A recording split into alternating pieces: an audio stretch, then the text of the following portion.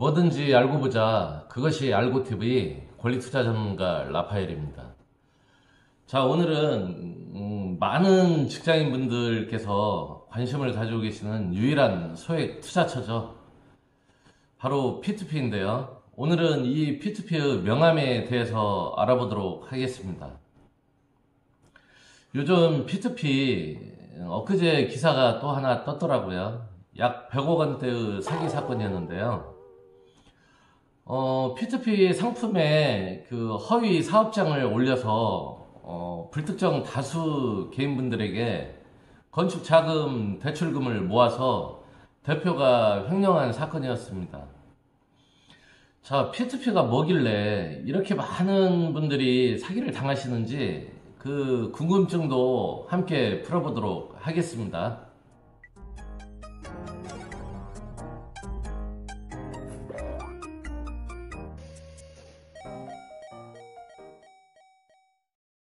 자, 여러분, P2P는 약 10여 년 전 유럽에서 활성화된 신기술 금융 기법입니다.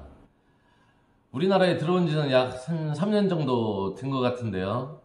대출을 받고 싶은 사람과 대출을 해주고 싶은 사람들을 서로 이렇게 연결해주는 중간 플랫폼입니다. 그 플랫폼 회사들을 P2P 회사라고 하는데요. 이 P2P 회사들은 이제 주로 담보 대출 상품으로 이루어집니다. 대출 의뢰자가 이제 담보를 이렇게 제공을 하면 P2P 회사는 이 담보를 상품화해서 홈페이지에 올립니다. 그러면 이 상품을 보고 불특정 다수 개인 투자자분들이 이제 상품을 보고 투자를 하시게 되는 구조인데요. 그럼 P2P 구조를 간략하게 그림으로 한번 보시고 넘어가겠습니다.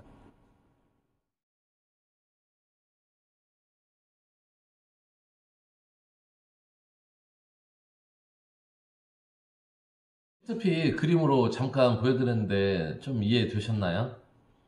P2P 회사들의 이제 취급 상품으로는 부동산과 동산이 있습니다. 부동산으로는 주로 주거용인 아파트나 빌라를 이제 취급하게 되고요. 또 건축자금 대출이 있습니다. 근데 이 건축자금 대출 상품이 주로 이제 기사화되는 것처럼 문제를 많이 일으키고 있습니다.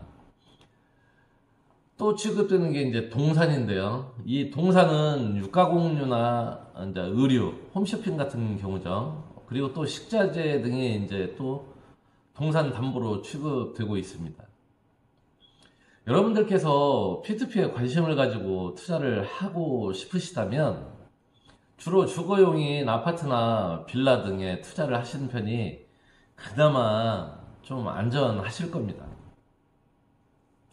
이렇게 P2P 회사들은 불특정 다수 개인 투자자들로부터 모은 자금을 대출 의뢰자에게 대출을 해줄 때 법적으로도 안전한 담보권인 그 근저당권이나 또는 근저당권부 질권을 설정을 하게 됩니다.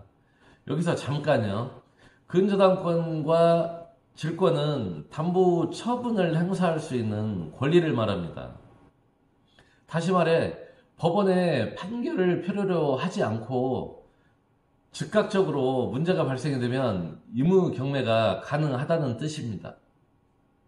이때 P2P 회사들은 이제 불특정 다수 개인 투자자에게 원리금 수취권이라는 투자 근거를 제공하는 것인데 이것은 완전한 담보권을 형성할 수 없는 맹점이 있습니다. 그렇게 모은 개인 투자자분들한테 모은 투자금을 모으면 원리금 수취권이라는 것을 주게 되는데요. 이 원리금 수취권은 내가 투자한 원금과 이자를 받을 수 있는 그냥 단순한 권리일 뿐입니다. 그래서 이 P2P 투자는 전적으로 회사를 믿고 의존할 수밖에 없는 투자인 것입니다. 그럼 P2P의 사기 사례 몇 가지를 유형별로 한번 예를 들어보겠습니다. 먼저 건축자금 대출은 추회하고요. 건축자금 대출이 아닌 주거용인 아파트나 빌라에 투자한 경우에도 피해 사례가 있는데요. 그 첫 번째 사례는 상품을 올릴 때 아파트 시세를 올립니다. 그러면 상대적으로 LTV가 낮아지겠죠. 이렇게 LTV를 낮게 함으로써 담보 상품에 대한 안전성을 과대 포장하는 경우입니다. 여러분, 정부의 9.11 부동산 규제 정책 이후로 이 뉴스나 기사에서 보면 LTV니 DSR이니 신DTR이니 뭐 여러 가지 복잡한 어려운 단어들 많이 들어보셨죠? 여기서 말하는 LTV는 시세 대비 얼마만큼의 대출을 해주면 안전할까 하는 그 담보대출 비율입니다. 예를 들어서 5억 정도 하는 그 시세 아파트를 LTV 70%라고 가정할 때는 3억 5천까지 이제 대출이 가능하다는 뜻이죠. 이것을 LTV라고 표현을 합니다. 자, 두 번째 사례는요, 이중 담보 설정입니다. 무슨 얘기냐면요, P2P 회사에서 2억짜리 근저당권을 설정하고 개인들로부터 이제 모은 2억 그 자금을 대출을 해줍니다. 그럼 그 상품은 마감이 된 거죠. 근데 그렇게 마감이 된 것임에도 불구하고 또 그 상품, 같은 상품인 근저당권을 질권 상품으로 둔갑시켜서 다시 또 상품으로 올려 개인 투자자분들한테 2억을 다시 또 모집을 합니다. 결국은 한 상품으로 2억짜리 주택담보 상품을 4억으로 모집을 하는 경우죠. 또 세 번째는 NPL 상품을 올리는 경우도 있는데요. NPL 부실채권이라고 합니다. 이때는 어떻게 또 상품을 포장을 할 수 있냐면 경매 낙찰가, 예상 낙찰가를 올립니다. 그러면 높게 낙찰이 되니까 배당금이 그만큼 높게 수령이 되겠죠. 그러니까 그 경매 낙찰 예상가를 높게 부풀려 올림으로 인해서 개인 여러분들이 투자하시는 그 투자금에 대한 안정성을 포장을 하는 것입니다. 자, 이번에는 크게 문제가 되고 있는 건축자금 대출의 유형입니다. 이 건축자금 대출을 PF 대출이라고도 하거든요.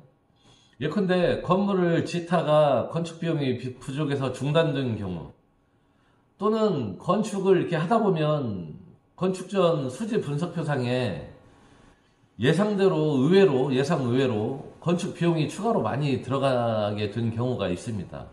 이때 부족한 건축 비용을 P2P 회사에 대출 의뢰하는 것인데요. 이런 상품의 경우에 조심해야 될 첫 번째가 이율을 높게 준다고 현혹하는 상품들입니다. 대부분의 사고가 이런 건축 자금 대출에서 터지는 경우가 되게 많습니다. 두 번째는 상품에 건축 사업장도 없으면서 엉뚱한 현장 사진을 찍어서 올려가지고 그 상품의 사업장인 양 그렇게 포장해서 투자금을 모으는 경우입니다. 물론 많은 P2P 업체들이 있는데 모두가 다 그렇다라는 의미는 아닙니다. 경우에 따라서는 또 건전하게 정말 그 경영진 분들의 마인드가 좋아서 아주 알뜰하고도 건전하게 운영하는 회사들도 되게 많이 있습니다. 문제는 P2P에 투자하시는 개인 투자자분들의 욕심과 안일한 태도에서 꼭 사고가 비롯된다고 생각을 합니다. 참 그런 모습들을 주변에서 보면 참 안타깝죠. 그럼 이제는 P2P에 투자하실 때 여러분들이 반드시 알아야 할 팁을 드리겠습니다. 첫 번째, P2P 회사의 대표 스펙은 중요하지 않다입니다.